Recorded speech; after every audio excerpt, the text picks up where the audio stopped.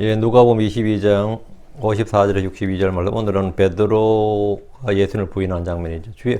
근데 제목은 이제 베드로의 배신 뭐 이러면 좀 이상해서 그것보다는 핵심이 베드로가 배신한 게 핵심이 아니고 주의 말씀을 기억하였더라 합니다. 주의 말씀을 기억하였더라. 예.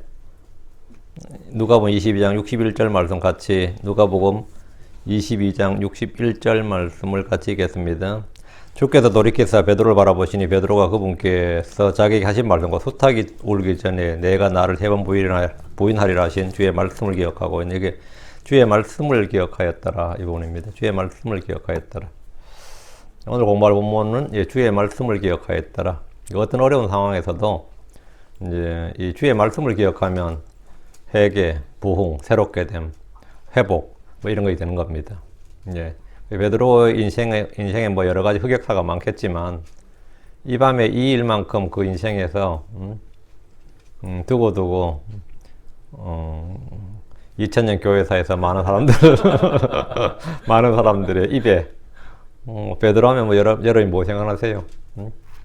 물론 여러분이 많이 있겠지만 이 베드로의 인생에서 지울 수 없는 그 다윗에게 밧세바의 간음 사건이 있었다면 베드로에게는 이거예요. 근데 인생에 이렇게 뚜렷한 약점이 하나씩 있으면 겸손해지긴 해요, 솔직히. 지 잘난 맛에 사는 건 나는 그러지 않았다느니 뭐 이런 거는 이제 아무도 말 못하지 뭐. 베드로도 그런 말은 못하고 솔로몬도 아무리 지혜로웠다 해도 뭐 지가 뭐 말고 앞에다 절했던 거야 뭐 완전히 그런 흑역사야 없잖아요. 근데 다 하나씩 있습니다. 성경에 보면 다 하나씩 있어요.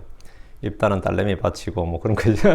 기독은 우상 만들고 에봇 만들고 그런 거 있죠. 그 믿음의 사람들도 다 한 가지씩 그 뚜렷한 그 약점 그런 게 있어요. 이제 그런 약점이 제일 안 보이는 사람이 이제 그 요셉이죠. 창세기 요셉이 이제 그런 약점이 제일 안 보이는 사람이고 다른 사람들은 그런 게 좀 뚜렷이 보이는 게 많이 있습니다. 어쨌든 베드로가 인생에서 그 61절 말씀인데 요거는 주의 말씀을 기억하였더라. 한번 같이 봅시다. 하나님께서 우리 주님께서 베드로한테 자기를 부인하라 그랬더니 예수를 부인해버렸어. 베드로는 자기를 부인하라고 가르쳤더니만 예수를 부인해버리네. 기도합시다. 위대하시고 거룩한 주 하나님 감사합니다. 하나님께서 은혜 주셔서 오늘 주의 말씀을 풍성하게 쏟아부어주시고 주의 성령과 더불어 주의 기름 부으심이 저희 속에 차고 넘치게 해주시옵소서. 하나님께서 비를 내리신 같이 또 빛을 주신 같이 저에게 그렇게 은혜의 우로를 내려주시길 간구합니다. 아버지 저희가 풀과 같고 나무와 같사오니 사랑하는 아버지 하나님 저에게 풍성한 이슬과 또 아버지 하늘로부터 비를 내려주시고 저희가 이 마음의 밭에 뿌려진 씨앗들이 모두 자라나고 싹을 내고 열매를 맺고요. 또 그렇게 열매를 맺고 아버지 저희가 그런 좀 무성하게 또 무성한 나무 무성한 풀같이 그렇게 자라게 해주십시오. 전능자주 하나님께서 이 시간 은혜를 넘치게 부어주십시오. 감사드리며 주의 이름 기도합니다. 아멘. 아멘. 우로를 내려주셨는데 저도 모르게 나오는 말인데 우로가 뭔지 아시죠? 비우자의 이슬로자입니다. 진로가 아니고요. 우로예요. 이 말 알아듣는 사람. 아하, 예. 진로는 술 이름이고 참이슬이라 그래가지고 참진이 들러인데 우로입니다. 우로. 저희가 풀이니까 풀과 같고 나무가 가기 때문에 늘 제가 기도할 때 저도 모르게 잘 나오는 말입니다. 은혜의 우로를 내려주시옵소서 이러는데 주의 말씀을 기억하였더라.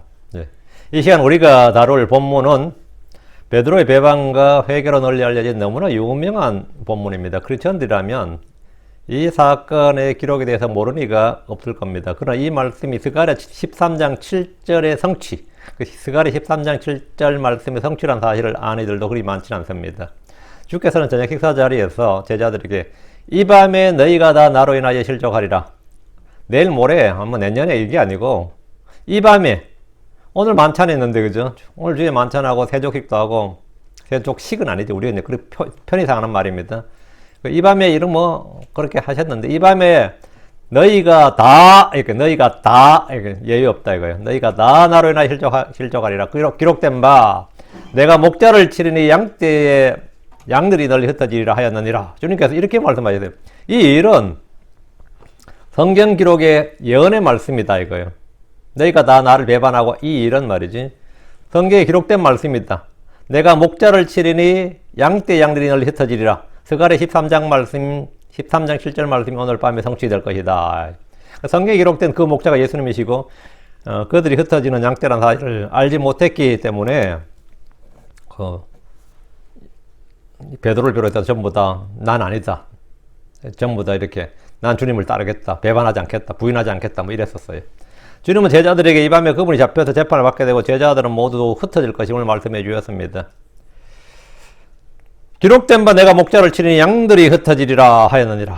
이 말씀은 스가랴 13장 7절에 만군의 주가 말하노라고 카라 깨어서 내 목자고 내 동료인 그 남자를 치라. 목자를 치라. 그리하면 양들이 흩어지리니 내가 내 손을 돌이켜 작은 자들 위에 두리라. 제자들은 구약의 예언의 말씀이 성취되는 역사적 현장에서 함께하고 있고 그들이 바로 그 기록된 말씀의 주인공들이 사실은 관객이 아니고 그 이 스가랴 13장 7절 말씀의 그 실제 자기들의 대상이라고 해요. 목자가 예수님이고 그 말씀의 뭐라고요? 이 주인공들이라고 그들이. 근데 6월절 만찬 함께 했던 제자들이 그날 밤은 인생에서 잊을 수 없는 사건들로 가득한 하룻밤이었습니다. 그들은 해마다 명절이면 하는 그런 만찬 준비를 했고 주님과 함께 저녁 식사를 했습니다. 그 밤에 무슨 일이 있었는지 간략하게 정리해 봅시다. 주님이 체포되시던 날 밤에 베드로를 비롯한 제자들은 주님과 함께 일단 저녁을 먹었죠. 저녁 식사를 했습니다. 주께서 식사를 마치신 후에 구속 언약을 선포하셨고 피로 세우는 내 구속 언약이니라 구속 언약을 선포하셨고 제자들은 주님이 주시는 빵과 그분이 주시는 포도즙을 마셨습니다. 최후의 만찬, 6월절 만찬이라고 하는 식사를 하시면서 이 잔은 너희를 위하여 흘린 나의 피로 세우는 새 구속 언약이니라 뉴 테스트먼트 새 구속 언약이니라 이렇게 말씀하셨고요. 주님 주시는 빵을 떼고 잔을 마신 일은 주님과 세우신 새 구속 언약입니다. 그리고 주께서는 제자들의 발을 씻으셨습니다. 이것은 주께서 섬김의 분을 보여주신 일입니다. 베드로는 이때 주님이 내 발을 씻지 못할 것이라고 했지만 주께서는 내가 너를 씻어주지 아니하면 나와 함께 할 몫이 내게 없느니라. 내 몫이 없느니라. 이에 베드로는 자기 발뿐만 아니라 손과 머리도 씻겨줄 것을 요구했습니다. 그래서 주님은 이미 씻긴 자는 모든 것이 깨끗하니 깨끗함으로 발밖에 씻을 필요가 없느니라. 너희가 깨끗하나 다는 아니니라. 한 명은 깨끗하지 않다. 그건 유다였죠. 가룟 유다였죠. 그래서 그들이 주의 말씀으로 씻음 받은 것을 알려주었습니다. 그러나 그들 중 한 명 가룟 유다는 씻음 받지 못했습니다. 예수님은 가룟 유다의 배반을 말씀하셨고 베드로의 실족과 배반에 대해서도 말씀하셨습니다. 여러분 성경 읽으면 아시겠지만 가룟 유다는 평생에 한 번도 예수님을 주라고 부른 적이 없습니다. 선생님 마스터까지는 했지만 롤드까지 한 적이 없어요. 다는 아니라 할 때 가룟 유다가 제외되는 겁니다. 그러나 베드로는 주의 말씀을 부인하고 반박했습니다. 주께서 말씀하시니까 알겠습니다. 또 그런 일이 나한테 그런 일이 생깁니까? 뭐 이런 게 아니고 반박을 했어요. 그럴 일 없다고. 그래서 누가복음 22장 33절에 주여 내가 주와 함께 감옥에도 죽는데도 갈 각오가 되어 있나이다 이랬습니다. 베드로는 주의 말씀에 대한 확신보다 자기 확신이 더 강했던 주의 말씀에 대한 믿음, 말씀에 대한 확신보다는 자기 확신이 더 강했던 인물입니다. 주의 말씀에서 나오는 믿음이 아닌 모든 믿음은 아무리 그게 강한 신념이든 확신이든 헛된 믿음입니다. 오늘날 교회에서 성도들과 교제하다 보면 사람들의 믿음이 같아 보이지만 서로 다른 것을 자주 볼 수 있습니다. 성경에 여러 가지 확신이 있는데 첫째 성경적 확신, 이게 정확한 믿음이에요. 성경적 확신, biblical faith, 성경적 믿음. 이 믿음이 구원하는 믿음이고 참 믿음이고 살아있는 믿음이고 승리하는 믿음이고 열매를 맺는 믿음입니다. 성경 말씀을 통해서 진리를 알고 마음을 바꾸고 확신하는 것이 성경적 믿음입니다. 이게 biblical faith예요. 자신이 하나님 앞에서 죄인이라는 사실, 그리스도의 피를 통해서 죄가 용서받은 것, 구원의 진리 등은 그냥 알고 믿는 것이 아니라 성경을 통해서 그 지식의 빛, 진리의 빛이 내 마음 안에 들어오고 그 말씀을 통해서 확신하게 됩니다.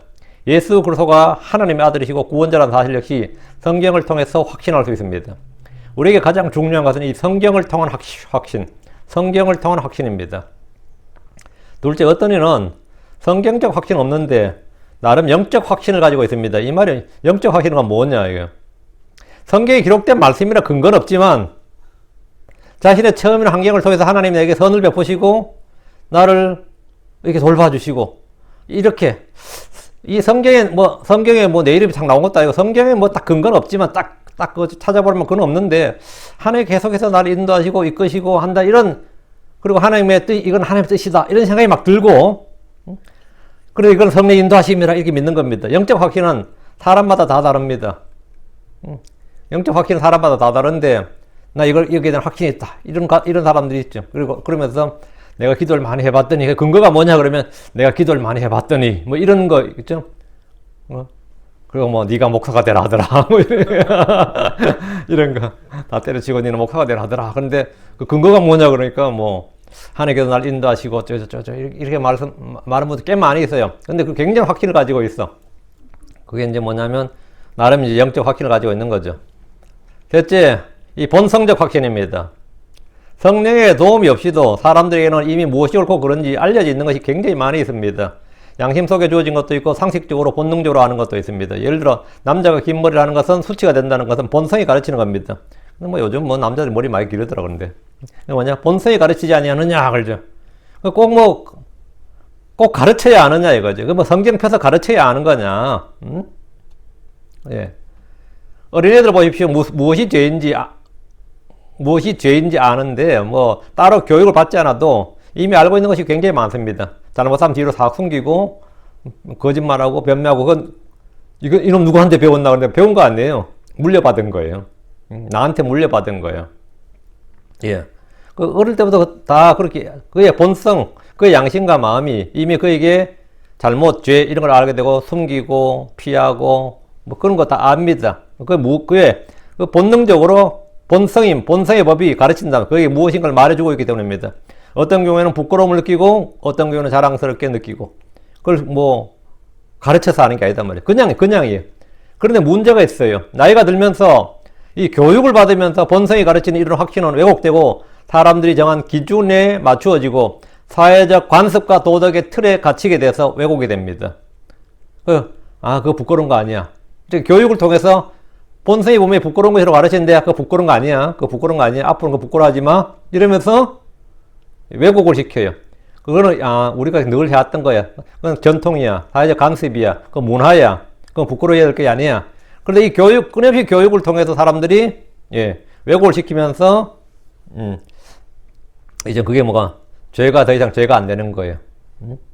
근데 이제 그렇게 되는 거지. 그게 이제 제일 큰 문제인데 오늘날 공립학교 공립교육의 목표 가운데 하나가 마음속에는 본성적 확신을 뿌리 뽑아내 버린 겁니다. 그거를 부끄러워해서는 안 된다. 우리가 그걸 극복해야 된다. 이러면서 이 본성적 확신을 뿌리 뽑아내는 거예요. 그래서 본성의 수치라고 가르치는 것을 자랑스럽게 행하면서 우리는 편견과 맞서 싸웠다. 이렇게.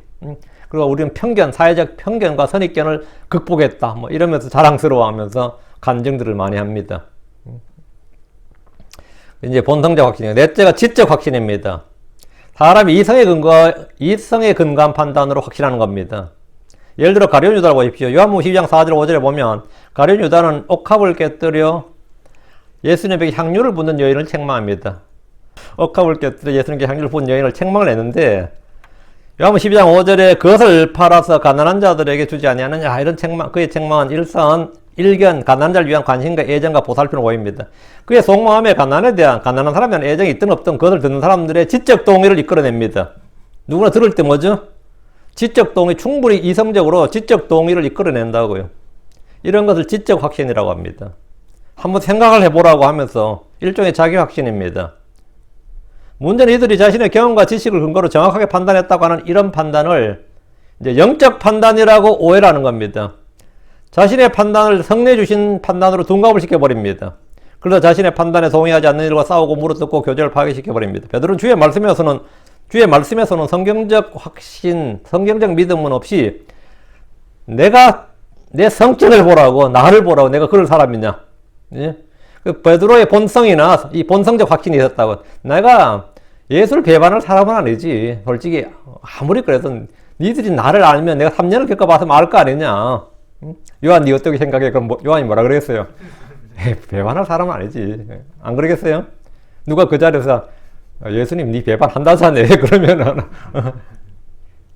야 내가 배반할 것 같아? 이러면 뭐라 그러겠어요? 다 아니라고 그러겠지. 제자들도 우리가 다 배반해서 뭐 설마 베드로까지 그러지는 않겠지. 베드로는 믿습니다. 이게 이 본성적 확신 또는 이제 그 경험에서 우러나오는 그런 또 자기가 자기를 안다고 생각하니까요. 안다고 생각하니까.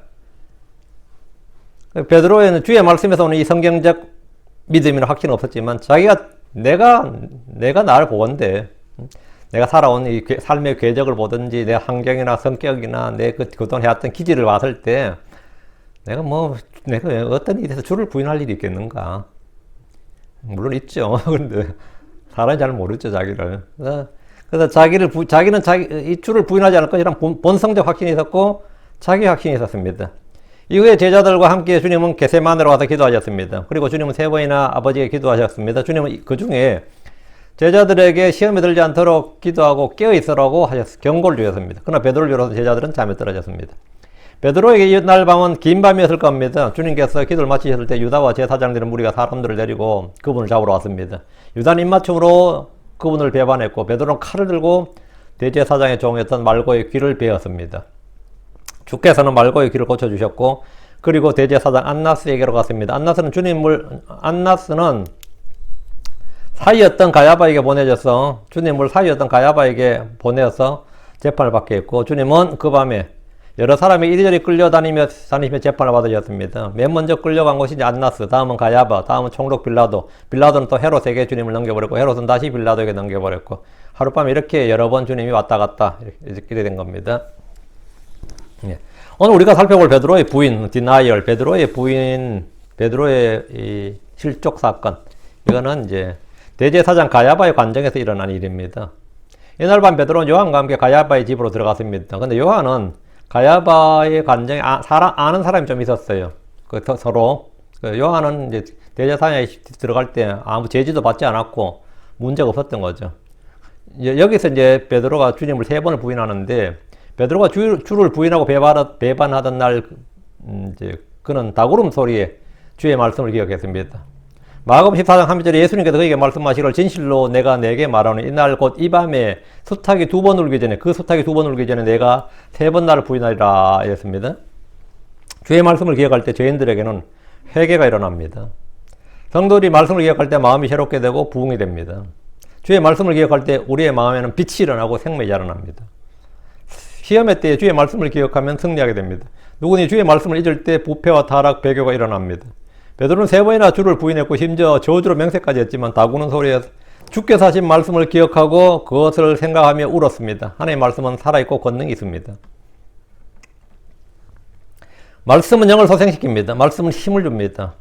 말씀은 분별력을 줍니다. 말씀에서 믿음이 오고 말씀을 통해 각성이 일어나고 부흥이 옵니다. 우리가 말씀을 읽고 묵상하고 공부해야 되는 이유가 이겁니다. 하나님의 말씀이 내 속에 가면 기도응답이 있습니다. 요한복음 15장 7절에 너희가 내 안에 가고 내 말들이 너희 안에 가면 너희가 원하는 바를 구하라. 그리하면 그것이 너희에게 이루어지리라. 말씀이 내 속에 가면 마귀를 이기고 세상을 이기고 죄를 이기고 육신의 정욕을 이기게 됩니다.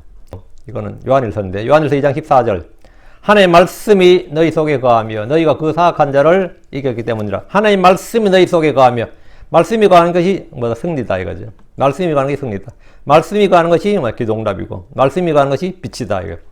예수님께서 부활하셨을 때 그분을 따랐던 제자들이나 여자들은 부활을 믿지 않았고 알지 못했습니다. 믿지 못했죠. 그들은 부활에 대한 믿음이 전혀 없었습니다. 그런 그들에게 어떻게 부활의 믿음이 생긴 겁니까? 어떻게 부활의 믿음이 생긴 거예요? 주의 말씀을 기억하게 하신 겁니다. 그들이 부활의 믿음을 가진 순간 주의 말씀을 기억하고 믿은 때입니다. 부활의 믿음을 가진 순간이 언제냐? 천사 본 때가 아닙니다. 빈 무덤 볼 때도 아니에요. 빈 무덤 받을 때는 뭐죠? 누가 시체 치웠지 이런 생각이 들었지 믿음 생긴 거 아닙니다. 천사 받을 때 믿음 생긴 거 아니에요. 그 여자들이 언제 믿음이 생겼느냐? 언제 부활의 믿음이 생겼을 것 같아요? 주의 말씀을 기억했을 때입니다. 주의 말씀을 기억했을 때. 주의 동굴 무덤 입구에 있던 천사들은 그분의 무덤에 찾아온 여자들에게 니들 이제 오늘 너희들 천사 본 거야? 천사 봤다는 건 물론 놀라운 경험이죠. 여러분이 천사 봤다면 자랑하겠지. 나 천사 봤다고. 근데 자랑 못할 거다 하면 또라이 취급받을까봐. 저 천사 봤다. 천사에게 뭐 계시 받았다. 그럼 무슨 계시 받았는데? 예수 잘 믿으라 그러더라. 그 목사님도 하는 말인데. 그 천사 만난다고 별 큰 적은 없어요. 뭐 천사 만난다고 뭐 큰 적은 큰 적은 없어. 뭐 예수 잘 믿으라 그러면 그 말이야. 뭐 교회에서 맨날 듣는 말인데 뭐 그죠? 성경 잘 믿으라 그것도 뭐 늘 듣는 말이고 천사 만난다고 뭐 큰 적은 없어요. 그거 달리 말하면 가짜 천사고 마귀의 천사 할 테고 차라리 천사 만났는데 뭐 복권 번호 가르쳐주면 뭡니까? 진짜 천사 만났다 하겠나? 그래도 뭐 사람들이 믿겠어요? 자, 적으로 생각하지. 그냥 운이 좋았다 그러겠지. 그러니까 언제 믿음이 생겼느냐? 표적이나 기적을 체험한다고 아니면 초자연적인 존재를 본다고 뭐 그룹이나 천사를 본다고 해서 내가 믿음이 생긴 게 아니다 말이죠. 주의 동굴 무덤 입구에 있던 천사들은 그분의 무덤에 찾아온 여자들에게 믿음을 줘야죠. 그 믿음 어떻게 줬느냐 이거. 누가 24장 6절에 그분은 여기 계시지 않냐고 일어나셨느니라. 그분께서 아직 갈릴리에 계실 때 너희에게 어떻게 말씀하셨는지 기억하라. 이게 그 여자들의 혼을 깨운 겁니다. 불신을 믿음으로 바꿔주는 것. 이게 뭐냐면 말씀을 기억하라 이거예요. 이것이 불신을 믿음으로 의심을 확신으로 바꾸는 유일한 방법입니다. 여러분 어떤 일이 있을 때마다 이 말씀대로 주의 말씀을 기억하십시오. 유다서 1장 17절에 그러나 사랑하는 자들아 너희는 우리 주 예수 그리스도의 사도들이 전에 한 말들을 이 말들이 말씀들이에요. 한 말들을 뭐라? 기억하라.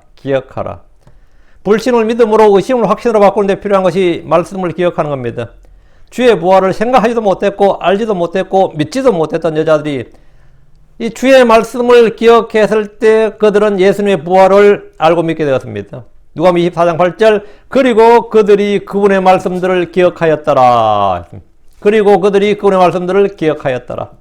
불신의 제자들이 믿음의 사도들이 된 것도 모두 말씀을 기억함으로 시작되었습니다.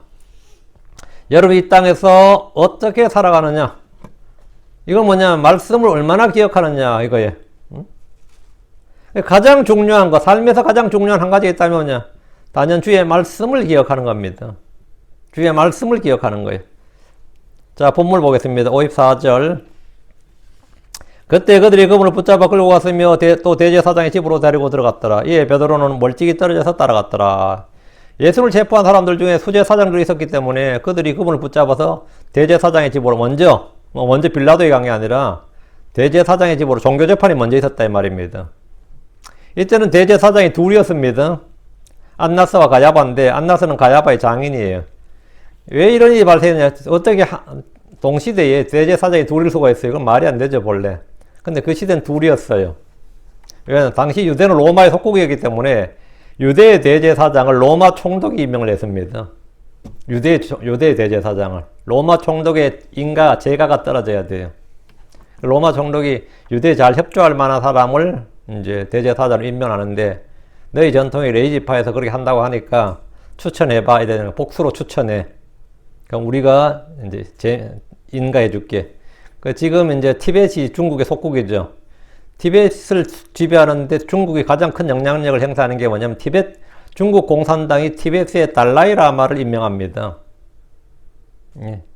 이제 티벳은 통치 체제가 종교 국가거든요. 달라이라마하고 첸첸라마, 라마가 이렇게 번갈아가며 이렇게 돼 있는데 그 임명권을 중국 공산당이 가져요.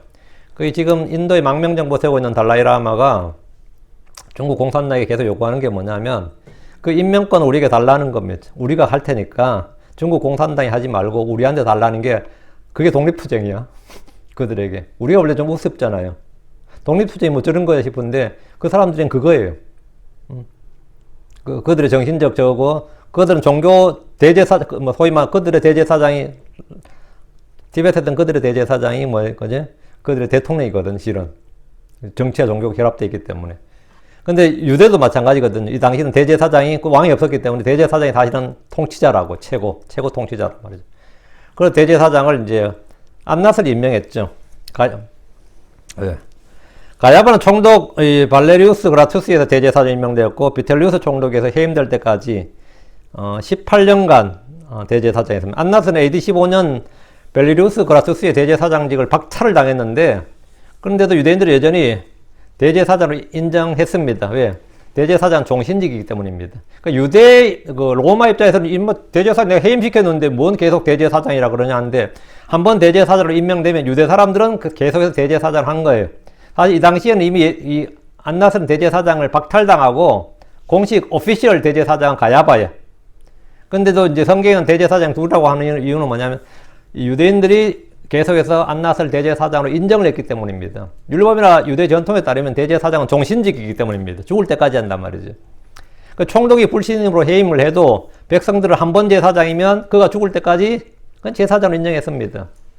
베드로는 주님이 끌려가는 동안 멀찍이 떨어져서 주님의 뒤를 따랐습니다. 지금 어두운 밤이라서 지금 캄캄한 밤이잖아요. 아무리 횃불을 들고 있긴 하지만 서로를 잘 아는 사이가 아니라면 누가 누구인지 얼굴을 분간하는 것도 쉽지 않습니다. 이때는 뭘로 하죠?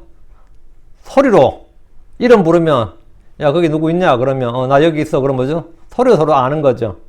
근데 느닷없는 갈릴리 사투리가 한 명 튀어나오면 니 누구냐 그래 이래 되는 거죠. 입 꽉 다물고 따라가는 거예요 그냥. 지금 어두운 밤이다 말이죠. 그 얼굴 보고 하는 게 아니라 서로를 잘 아는 사이가 아니라면 그냥 누가 누구인지 얼굴을 분간이 쉽지 않다고요. 그 어두운 밤에 사람을 구별해 주는 것은 용모가 아니라 뭐다? 목소리죠. 잘 아는 사이에 목소리만으로도 서로 구분할 수 있습니다. 목소리는 그 사람이 누구인지 알려주는 아이디 카드나 같은 겁니다. 손가락의 지문이나 뭐 눈의 홍채나 얼굴의 안면 인식이나 DNA도 다 여러 가지로 사람의 신원을 파악하고 구분해 주지만 목소리 또한 가장 흔한 인식 방법 중 하나입니다. 잘 아는 사람은 그냥 전화 번호 보고 확인한 게 아니라 여보세요 하는 한마디로 알아듣죠. 누군지. 목소리가 뭐가 된 거죠? 상대방을 알 수 있는 인식 통화 같은 거예요. 55절. 그리고 그들이 집회장 한가운데 불을 피우고 함께 자리를 잡으니 베드로가 그들 가운데 앉았더라. 주님을 잡으러 왔던 이들 그리고 그분을 이리저리 데리고 다니던 사람들이 집회장 한가운데 불을 피웠습니다. 베드로는 집회장 한가운데 그들과 함께 자리를 잡았습니다. 왜? 날씨가 추웠어요. 몸을 좀 녹이려고. 이스라엘은 사막 기온이라서 낮에는 덥고 밤에는 기온이 급격히 떨어집니다. 그래서 일단 불을 피운 겁니다.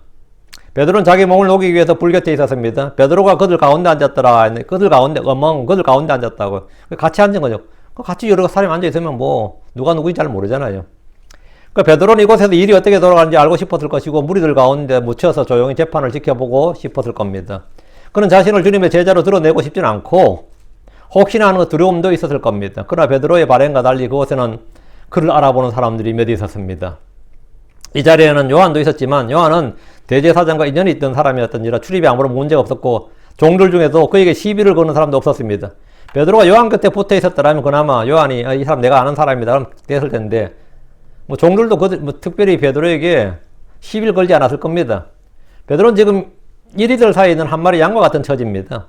그는 지금 자신이 어떤 처지에 있는지 얼마나 위험에 놓여 있는지는 잘 모르고 따뜻하게 불을 녹이고 있었어요 지금. 자 56절. 그런데 어떤 여종이 그가 불 곁에 앉은 것을 보더니 그를 유심히 바라보며 말하기를 이 사람도 그와 함께 있었도다. 괜히 불 곁에 앉아있다 불이 자꾸 있으니까 얼굴이 비치는 거예요 지금. 이 자리에서 베드로를 가장 잘 알아보는 사람이 있다면 당연 베드로에게 자기 귀가 잘렸던 말고일 겁니다. 말고가 증언하면 꼼짝없죠. 이놈이 내 귀를 잘랐던 놈이다. 그럼 어때요? 뭐 할 말 없는 거지. 그런데 이 어두운 밤에 단번에 베드로를 알아보는 사람은 말고가 아니라 어떤 여종이었습니다. 그곳에 어떤 여종이 그가 불 곁에 앉은 것을 유심히 보았다. Behold, beheld 이래 있죠. 그 여종은 무리들 가운데 앉은 베드로를 유심히 바라보며 말했습니다. 이 사람도 그와 함께 있었도다. 이렇게. 이 말은 베드로를 고발하는 겁니다. 이 사람도 한패다. 이 사람도 잡으라. 이 말이에요. 57절. 이에 그가 그분을 부인하여 말하길 여자여 나는 그를 알지 못하노라. 이 사람도 그와 함께 있었다. 그는 누구? 예수님이죠. 이 사람도 그와 함께 있었다 하니까 여자여 나는 그를 알지 못하노라. 굉장히 점잖은 말 같죠. 주님의 말씀대로 베드로는 즉석에서 주저없이 조금의 갈등도 없이 주님을 부인했습니다. 여자여 나는 그를 알지 못하노라. 누가복음에는 베드로가 주님을 부인한 장면을 굉장히 간단하게 객관적으로 기록하고 있습니다. 누가는 베드로를 상당히 존중하고 있어요 지금. 근데 마태와 마가는 그렇지 않습니다. 마태 마가복음에는 베드로가 굉장히 비열하고 비겁하고 소심하고 뭐 이런 게 생생하게 이렇게 묻어나는데 이 누가복음에는 굉장히 단순하게 그냥 이 정도로 이렇게. 마가복음 14장 68절에 보면 나는 내가 무슨 말을 하는지 알지도 못하고 깨닫지도 못하노라 하면서 훨씬 더 이게 지금 뭐 이 밤에 뭐 정신 나갔나 뭐 나한테 덮어 씌우냐 이 말이거든요. 우리말로 하면 네가 뭐 나한테 왜 엄한 사람한테 왜 난리치냐 뭐 이런 거예요. 베드로가 이제 주님을 부인한 모습을 좀 더 자세히로 하는데 이때 수탉이 한번 울었습니다. 하지만 이 순간은 전혀 깨닫지 못했습니다. 베드로는 자신이 처한 순간의 위험을 모면하기 위해서 능청스럽게 거짓말을 하고 주님을 부인했습니다. 이것은 베드로만의 문제가 아닙니다. 자기가 손해가 나고 위험이 닥치면 순간적으로 거짓말을 하거나 변명하거나 빠져나갈 구멍을 찾거나 뭐 이거는 뭐 크리스천이라도 예외가 아닙니다. 이건 육신의 연약함이고 사람의 연약함입니다. 어떤 사람은 누구를 잘 알지도 못하면서 마치 잘 아는 것 같이 친한 사람인 것처럼 막 자랑합니다. 그 사람 같이 밥도 먹고 같이 먹고 여행도 같이 다녔다 그러고 막 뻥을 치고 다니죠. 왜? 이익이 되기 때문입니다. 그 사람을 안다는 것이 내게 뭐라고? 그 사람의 그 유명세나 아니면 뭘 안다는 것이 나한테 이익이 되면 묻어가려고 그러죠. 근데 그 사람의 평판이 나빠지면 니 전에 그 사람 잘 안다면서 했더니 뭔 소리? 내가 그 사람 알기는 몰라라. 이렇게 탁 그냥 그렇잖아요. 그 사람 잘 안다고 했지 친했지 이러면 누가 교회 다녀도 그래요. 그 윤영재하고 잘 알지 잘 안다고 뭐 그때 같이 뭐 지냈다 어쩌다 내가 뭐 이단으로 판정되거나 뭐 이러면 그 사람 잘 알지 그러면 내가 몰라 알긴 몰라라 다 이런단 말이지. 응? 안 그러겠어요? 네. 저도 비슷하거든요. 누가 나보고 어떤 목사님 아냐 그러면 내가 어떤 걸 알기는 뭘 알아요. 알기는 안다고 할 만한 사람이긴 한데 나는 뭘 말할까요?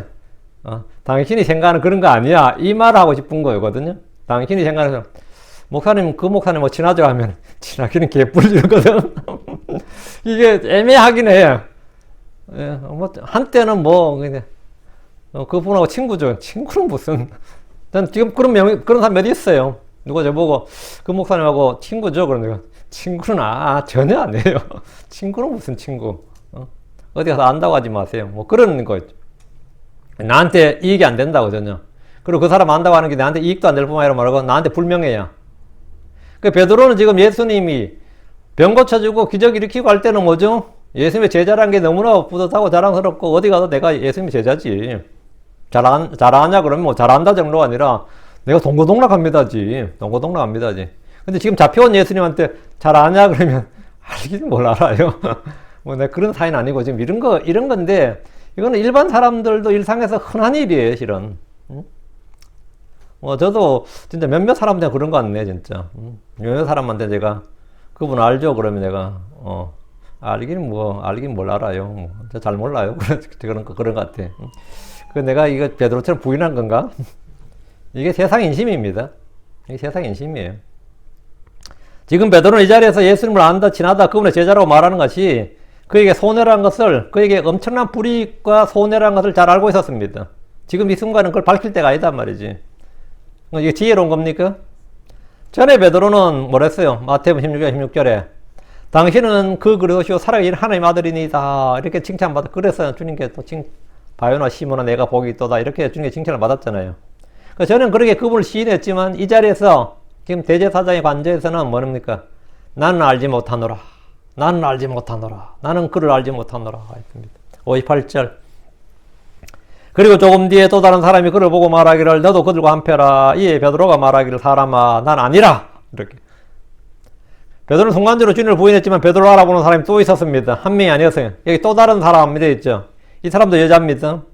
마가복음 14장 19절에 한 하녀가 다시 그를 보고 곁에 서 있던 자들에게 말하기 시작하여 말하되 이 사람은 그들 중 하나라. 이 여자는 그냥 베드로한테만 말하고 확인하는 게 아니라 옆에 사람들한테 막 떠벌리고 있는 거예요. 이 사람 그 사람 한패라고. 이 사람은 그들 중 하나라. 베드로는 용케 한 번의 위기를 모면했지만 그것으로 끝이 아니었습니다. 또 다른 사람이 그를 보고 말한 겁니다. 너도 그들과 한패라. 그 사람은 베드로가 주님과 한패라고 확증을 해줬습니다. 또 다른 사람, 이 하녀는 좀 더 구체적으로 베드로를 몰아붙인 겁니다. 마가복음 14장 70절에 보면 너는 확실히 그들과 한패라. 너는 갈릴리 사람이면 내 말투는 거기 말투와 일치하더니라. 이렇게. 네 말투가 갈릴리의 말투인데 네 갈릴리 사람 맞는데 이렇게 증거까지 드러낸 겁니다. 그게 말투야. 베드로는 지금 예루살렘에 있지만 갈릴리 말투를 사용하고 있었습니다. 그는 갈릴리 사람이기 때문입니다. 이거 예루살렘 표준으로 바꾸기는 어렵죠. 평생 갈릴리에서 태어나고 자라고 살았던 사람한테 어떻게 함경도 사투리 쓰는 사람한테 서울말 시쓰라는 거나 경상도 사투리 쓰는 사람한테 서울말 시쓰라 그러면 어렵다고. 지금도 저보고 뭐 발음 바꾸라, 억양하라, 속도하라 그러는데 내가 50년 이렇게 살아온 사람한테 지들이 맞춰야지 나보자고 바꾸라면 어떡하는 거야. 응? 뭐 기도합니다 목사님. 기도하지 말고 금식을 해요 차라리. 진짜 뭐 그게 그렇게 되게 되면 그는 갈릴리 사람이었다고. 그리고 갈릴리 사람이 예루살렘 와서 갈릴리 말투 쓰는 거는 부끄러운 일도 아니고 잘못도 아니에요. 지들이 베드로 말 알아들어야지 뭐 베드로 바꾸려면 안 되지. 말투로 사람을 판단하는 일은 예나 지금이나 마찬가지입니다. 길르앗 사람들이 에브라임 사람들을 찾아낼 때 내전이 벌어졌죠. 입다 시대에. 그 강에 그 길목을 딱 막고 나서 그 당시에 주민등록증도 없고 소셜 시큐리티도 없고 뭘로 해요? 드라이브 라이센스도 없고 뭘로 구분합니까? 그들의 발음으로 판단했습니다. 사사기 12장 6절에 그들이 그게 이제 쉽볼렛 말해보라 하고 쉽볼렛을 말해보라 하면 하고 그가 너희 그것을 바르게 발음하여 반하지 못함으로 쉽볼렛 하면 그들이 그를 붙잡아 요르단 통에서 죽였더라. 이 10이냐 10이 사람 생명을 왔다 갔다 하는 거였어요. 그때 에브라임 사람들 중에서 쓰러진 자가 42,000명이었더라. 그 쉽볼렛 못해 죽은 사람이 42,000명이었다는 거예요. 우리 생활 때 어때요? 어려워요? 쉽볼렛? 응? 근데 이게 쉬운 게 아닙니다. 일본 사람들은 받침발을 못 합니다. 그래서 김우치라 그래요. 왜? 김이 잘 안 된다고. 그래서 김우치 합니다. 아무리 김치라도 김이 안 됩니다. 응? 그러면 일본 사람들한테 맥도날드는 어떻게 되는 거야? 난리 나는 거지, 맥도날드는. 그래서 마구도 나루도 이러거든요. 마구도 나루도 이러거든요. 마구도 나루도 이랬거든요. 한국에서도 마찬가지. 어느 지역에 사는 사람들은 쌀을 살이라 그럽니다. 쌀. 내 군대 갔더니만 자꾸 앞에 붙잡으면 누가 쌀 해봐 이러더라고. 뭐 하나 했더니만 그 사람이 경남 부산 공대다니다 오는데 쌀 하니까 자꾸 살 그런 거야. 나도 경상도 사람인데 저 왜 저러나 싶어. 쌀 하니까 살 이러는 거야. 이제 자꾸 놀려 먹는데 예. 그러게. 그 음악을 음악이라 그러고 승리를 성리라 그러고 애벌레를 애벌레라 그러고 의뢰인 있죠. 의뢰인 하면 의뢰인 그래요. 의뢰인 아니면 의뢰인 그런데 의가 잘 안 돼요. 의자 하라 그러면 이자 그래요. 의가 잘 안 돼가지고 의자, 그 의뢰인이 안 되니까 일회인 그래요. 일회인 아니면 의뢰인 그래 이렇게 말하거든요. 이게 제일 확실히 드러난 사람이 김영삼 씨 대통령이 됐을 때, 이 사람이 경남 거제 사람이었거든요. 평생을 이제 서울에서 그 사람 진짜 대학부터 일찍 서울 올라왔지만 말투가 안 바뀌었습니다. 바뀌지가 않았어요. 국정연설을 하는데 굉장히 그 비서관들이 미리 연습 많이 시켜 하는데도 안 돼. 그래서 자꾸 경제를 살립시다 해가지고 엄청 논리를 많이 받았죠. 그 이제 기분 좋아서 대통령이어서 고향인 거제도 와서 거제도 이제 좀 거제 대교도 설치하고 거제들 좀 이렇게 지금 거제도에 지금 잘 살죠. 전국에서 뭐 제일 수입 높은데 1, 2위 중에 하나가 거제도일 겁니다. 거기 조선소가 있고 해가지고 예, 거제도는 지금 뭐 진짜 너무 잘 사는데 이제 기분 좋게 자기 대통령에서 고향 왔으니까 거제도민 여러분 오늘 가리산을 관통하는 도로가 완공돼 이제 거제도를 국제적인 관광도시로 맹글겠습니다. 그러니까 듣는 사람들 지집을 얻는 거죠. 특히 서울 사람들은. 옆에서 외무부 장관이 막 참다 못해서 각하 관통이 아니고 관통이고 관광도시가 아니라 관광도시입니다. 각하 이러니까 김영삼 씨가 지도 좀 짜증이 난 거지. 늘 하는 말인데 그냥 알아들으면 되지. 뭐 옆에서 또 이렇게 외무부 장관 이렇게 외무부 장관인데 외무부 장관 외무부 장관은 외무나 잘하시오. 나한테 간섭하지 말고 외무부 장관은 외무 일이나 잘하셨는데 외무부 장관은 외무나 잘하시오. 해가지고 외무부 장관 또 야 도저히 안 된다 이거는. 그런 기사가 신문 났어요. 그래서 저도 아주 웃었던 기억이 있는데 이 전쟁터에서 적과 구분하기 위해서 그 일본하고 미국이 전쟁이 이제 태평양전쟁이 심하게 날 때 일본 사람을 밤에 구분하는데 상대방이 밤에 안 보이잖아요. 그런데 미국 사람이 공개적으로 암호를 정한 게 블러드였습니다. 블러드. 일본 사람은 죽었다 깨어나도 블러드 발음이 안 돼요. 이 L이 또 발음이 세잖아요. 일본 사람 이 받침 발음이 안 되니까 블러드 하라 그러면 일본 사람 블러드가 안 됩니다. 밤에 블러드 여기서 블러드 하면 상대에서 블러드 해야 되는데 블러드 이게 안 된다고. 그러면 무조건 적이 되는 거예요. 응? 그래가지고 이 일본 영어 발음이 도저히 안 되기 때문에 미국에서는 밤에 암구 정하기가 너무 쉬웠다는 거예요. 받침 들어가는 것만 정확히 몇 개만 딱딱 해놓으면 걔들은 절대로 아무 연습해도 안 되는 거지. 예. 그 적을 분별하는 일, 이것도 말투로 하는 겁니다. 베드로는 즉시 난 아니라고 주님을 부인했는데, 난 아니다 했는데 이게 뭐가 생긴 거죠? 표준어가 아니었던 거죠. 난 아닌기라. 이런 식이 이긴 거지. 난 아니지라. 이러면 어떻게 되는 거죠? 뭐 이런 거예요. 그래가지고, 니가 거의 한 패스 할게. 아니지라. 이러면 어떻게 되는 거죠? 급한 마음에. 난 아니지라. 이러면은, 굉장히 진지하게 말했지만 상대방한테, 이 베드로는 말을 하면 할수록 뭐가 되는 거죠? 그가 갈릴리 사람인 걸 스스로 드러내는 것 뿐이에요. 잘 입을 닫아야 되는데, 말하면 설명하면 설명할수록 뭡니까? 더 자기의 신분을 드러내는 거예요. 정체를. 그러니까 베드로가 두 번째 주를 부인한 것은 그냥 단순한 부인이 아니라 맹세함으로 부인한 겁니다. 마태복음 26장 72절은 맹세로 부인했다. 그래서 자신의 죄를 더했습니다. 율법이 거짓 증언하지 말지니라 이랬죠. 거짓 증언하지 말지니라. 이 말은 정면을 부인하게 되고 또 무엇보다 이 일에 맹세를 함으로 단순한 거짓말을 넘어서 거짓 맹세를 하게 된 겁니다. 이 거짓 증언에다가 거짓 증언에 거짓 맹세. 십계명을 정면으로 이제 어기게 된 거죠. 59절. 그리고 대략 1시간쯤 지나서 또 다른 사람이 확신이 깨달아여 말하기를 진실로 이제는 그와 함께 있었도다. 이는 그가 갈릴리 사람이 때문이라. 그 들은 사람이 뭐 더 하지 뭐. 1시간쯤 지나서 대략 1시간쯤 지났다 했는데 1시간이 지났다 말이에요. 베드로는 이번에도 위기를 무사히 넘긴 것으로 생각했을 겁니다.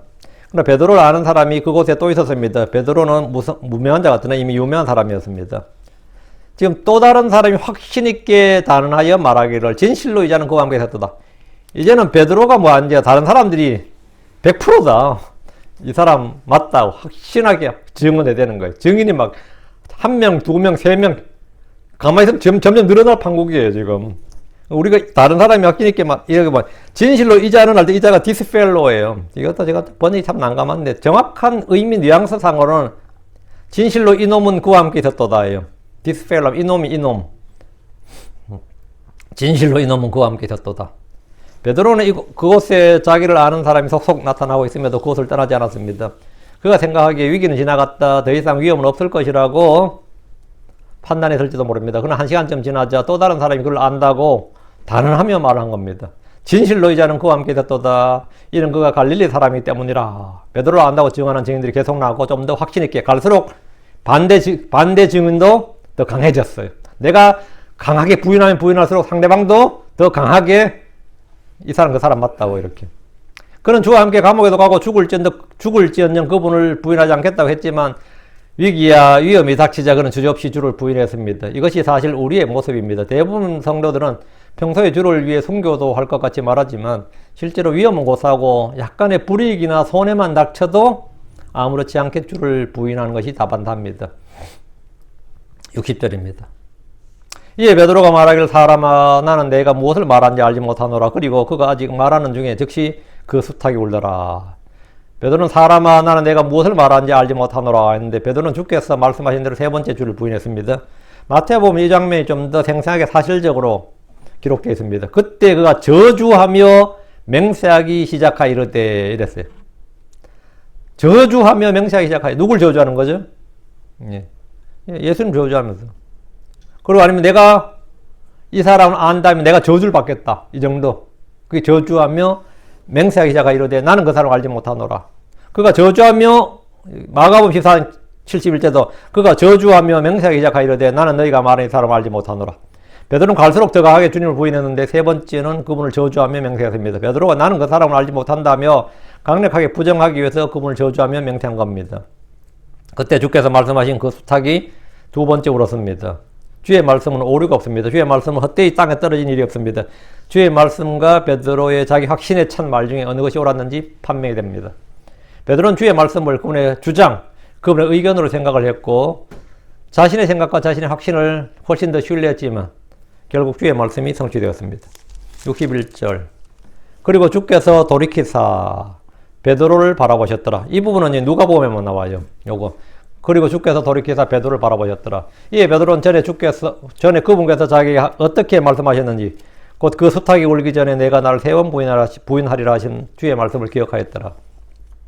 두 번째 다구름 소리와 함께 주께서 돌이켜 베드로를 바라보셨습니다. 그리고 주께서 돌이키사 베드로를 바라보셨더라는 말씀은 누가복음에 기록되어 있습니다. 주께서 베드로를 보신 장면을 생각해 볼수록 좀 아련합니다. 베드로와 주님의 눈길이 마주쳤습니까? 어떤 것 같아요? 그 뒤에 이에란 거, 이에 앤드란 거예요. 바라보셨더라. 이에 베드로는, 이에 앤드란 말은 주님과 베드로의 눈길이 마주친 것을 암시해 줍니다. 이 성경에서 접속사 하나가 얼마나 중요한지 달리 말할 필요가 없습니다. 주님은 베드로를 보았고 베드로는 그런 주님을 보았으며 그때 닭의 울음소리는 그의 귀를 통과해서 마음의 생각을 일깨웠습니다. 다시 61절 이에 베드로는 전에 그분께서 자기에게 어떻게 말씀하셨는지 그 수탉이 울기 전에 내가 나를 3번 부인하리라는 그분의 말씀을 기억했습니다. 뭘 기억했다? 말씀을 기억했다. 가장 어두운 시기에 어두운 가운데 빛이 일어났어요. 그 빛이 뭐냐면 말씀의 빛이었습니다. 말씀이 기억났다고. 주의 말씀이 기억났다는 것은 변화를 의미합니다. 이 순간 베드로의 마음에 변화의 불꽃이 일어난 겁니다. 말씀이 기억났을 때 그에게 영적 각성이 일어났습니다. 죄를 통회하고 돌이키는 회개가 일어났습니다. 성도들은 주의 말씀을 잊을 때 타락하고 실족합니다. 시험에 들게 됩니다. 그래서 마귀는 즉시 와서 말씀을 빼앗아갑니다. 말씀이 마음에서 빠져나가지 못하도록 우리는 더 열심히 주의를 기울여야 됩니다. 히브리서 2장 1절에 그러므로 우리 마땅히 우리가 지금까지 들은 것들에 더 열심히 주의를 기울여야 하리니 이것은 언제라도 그것들이 우리에게 빠져나가지 못하게 하라니라. 말씀이 빠져나가지 못하게 하라요. 말씀을 마음에 보고에 말하라. 쌓아두라. 지키라. 간직하라. 쌓아두라. 주의 말씀을 마음에 쌓아둬야 됩니다. 주의 말씀을 마음속에 감추어둬야 됩니다. 주의 말씀을 잊지 않도록 해야 됩니다. 시편 119편 16절에 내가 스스로 주의 법궤도를 기뻐하리다. 내가 주의 말씀을 잊지 아니하리다. 내가 주의 말씀을 잊지 아니하리다. 잊지 않게 해서는 끊임없이 읽고 생각하고 사용해야 됩니다. 그리고 암기해야 되고. 다시 61절 이에 베드로는 주의 말씀을 기억하였더라. 주께서 체포당하신 그날 밤에 베드로는 많은 일을 겪었지만 그의 인생에서 이 순간보다 더 극적인 사건이 있을까 싶습니다. 이 순간 주의 말씀을 기억했다는 것은 큰 은혜입니다. 다윗은 나단이 찾아왔을 때 비로소 죄를 깨닫고 자백하며 회개했습니다. 베드로는 2번의 닭 울음소리에 주의 말씀을 기억했습니다. 첫 번째는 기억을 못했는데 2번째 기억했어요. 주께서 이스라엘을 향해서 이렇게 말씀하셨습니다. 말라기 4장 4절에 너희는 내가 호렙에서 온 이스라엘을 위하여 내 종 모세에게 명령한 모세율법을 법규와 판단의 법도와 함께 기억하라. 기억하라. 너희는 뭘? 기억하라. 기억하라. 이것이 핵심입니다. 주의 말씀을 기억하지 못하고 잊으면 주께서는 징계를 통해 주의 말씀을 기억하도록 하십니다. 히브리서 12장 5절에 또한 자식들에게 하던 너희에게 말씀하시는 권면을 너희가 잊었도다. 이르시되 내 아들아 너는 주의 징계를 멸시하지 말며 그분께 책망받을 때 낙심하지 말라. 네. 너희에게 말씀하시는 권면을 너희가 잊었도다. 핵심은 잊었도다. 그래서 뭐 한다고요? 징계한다 이거예요. 책망하고. 예. 주의 말씀을 기억하고 있으면 그건 문제가 없는 거죠. 62절 그리고 베드로가 밖으로 나가서 비통하게 울었더라. 비통하게 울었더라. 주의 말씀을 기억한 베드로는 밖으로 나가서 비통하게 울었습니다. 비통하게 울었더라. 이 한마디가 모든 걸 설명해 준 거죠. 다른 말이 필요치 않아요. 베드로의 회개를 단적으로 보여주는 베드로의 회심, 회개, 영적 각성, 마음의 새롭게 됨, 구원에 이르게 하는 슬픔, 회개를 좀 겪는 거죠. 그가 다윗처럼 죄를 자백하는 시를 쓰거나 기도를 했다는 기록이 전혀 없지만 비통하게 울었더라는 말씀 한마디로 그의 심령과 마음의 변화를 충분히 보여줍니다. 고린도후서 7장 10절에 하나님의 뜻대로 하는 근심은 회개를 이루어 다시 돌이킬 수 없는 구원에 이르게 하거니와 세상의 근심은 사망을 이루느니라. 우리의 근심이라고 번역할 때 이 말이 sorrow예요. sorrow. 슬픔할 때 sorrow 있죠. 그 하나님의 뜻대로 하는 슬픔은 그냥 슬픔이 애통하는 슬픔이죠. 그건 뭐냐? 회개를 이루어 다시 돌이킬 수 없는 구원에 이르게 하거니와 그 베드로가 한 슬픔이 말하면 하나님 뜻대로 하는 슬픔 이거였습니다. 알겠죠? 그리고 세상 근심이야 세상에 대한 슬픔이야 자기 연민에서 나오는 거죠. 아 나도 슬퍼 여러 가지 이런저런 일로. 네 그때 뭐가 필요하다? 말씀을 기억하는 게 필요하다. 하나님의 말씀을 기억하는 게 필요하다. 주의 말씀을 기억하라. 주의 말씀을 기억하였더라. 예. 여러분도 이래 됐으면 좋겠습니다. 주의 말씀을 기억하였더라. 예.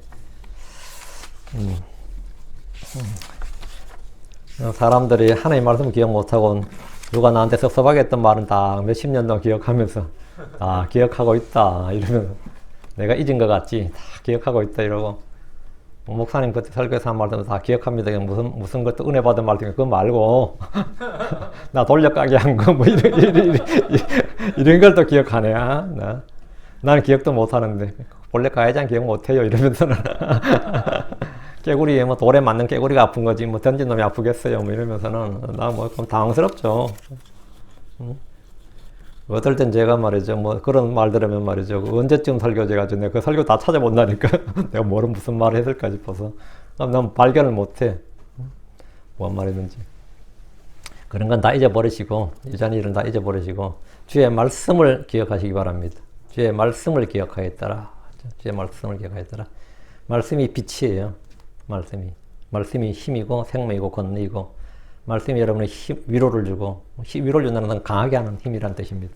강하게 하는 힘을 주고 말씀이 전부죠. 기도합시다.